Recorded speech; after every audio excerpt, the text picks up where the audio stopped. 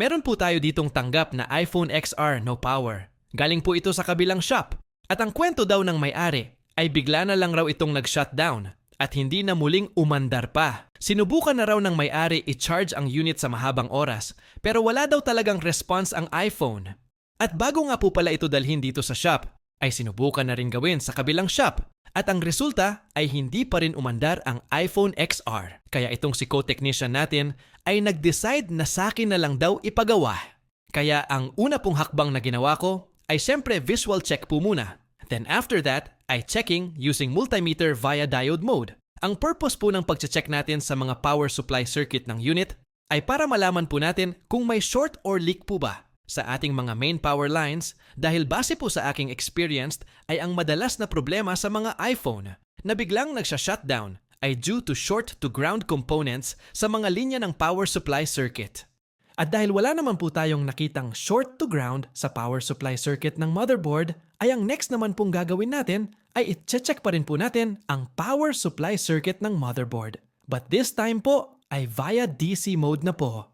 Ang purpose naman po ng pagse-check using DC mode ay para malaman naman po natin kung ang mga dumadaloy po bang kuryente sa mga linya ng power circuit ay sakto ba, sobra o kulang. Ang bawat linya ng power circuit ay dapat sakto sa itinakdang kuryente. Dahil kung kulang o sobra ay hindi po gagana ng maayos o totally hindi po aandar ang isang telepono. At base po sa ating ginawang test ay naniniwala po akong may problema po si charging IC. Dahil ang good charging IC ay dapat always present ang 5 volts kapag nakasaksak sa charger ang motherboard. Hindi po yan pwedeng mawala o magkulang man lang kahit isang boltahe lang. Dahil magkakaproblema po ang sistema ng motherboard, pwedeng hindi mag-charge ang battery at pwede ring no power ang motherboard tulad po dito sa ginagawa nating iPhone XR. And right after ko pong masettle sa aking isipan na charging IC ang may problema, ay hindi ko na rin po pinatagal pa at pinalitan ko na rin po ang charging IC ng unit. Charging IC rin po kasi ang pinalitan nila sa kabilang shop.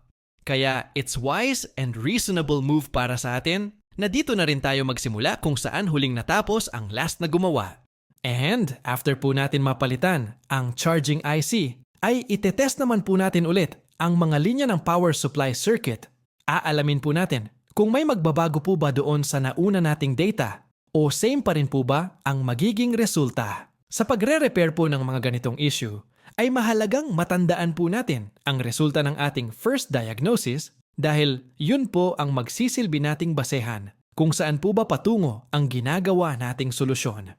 Kaya mahalagang i-take note po natin ang lahat ng ating nakukuhang results sa bawat step ng ating diagnosis. Kung makikita po natin dito sa ginagawa nating test, ay nasa 0 point something pa rin po ang current sa ating battery terminal, which means not good. Pero dito po sa ating V-bus line, ay may nare-read na pong 5 volts ang ating multimeter, which is good sign po sa ating ginagawang solusyon. At ang ating VDD line ay nananatili pa ring below 1 volt, which is again, not a good sign sa ating trabaho. At dahil meron nga po tayong nakitang pagbabago between sa ating first diagnosis and second diagnosis, ay sinubukan ko pong i-semi-assemble ang unit para subukang paandarin. Ang ginamit ko pong power supply sa ating motherboard ay ang Sugon 3005 PM DC power supply. At ang purpose bakit digital DC power supply ang ginamit ko ay para maobserbahan po natin ang power supply sequencing sa ating motherboard. Pasensya na po dahil masyado po kasing mahaba ang topic sa power sequencing ng mga iPhone. Kaya siguro po ay sa ibang videos ko na lang po yun, tatalakayin mga tropair at mag-focus na lang po muna tayo dito sa topic natin ngayon, mga tropair.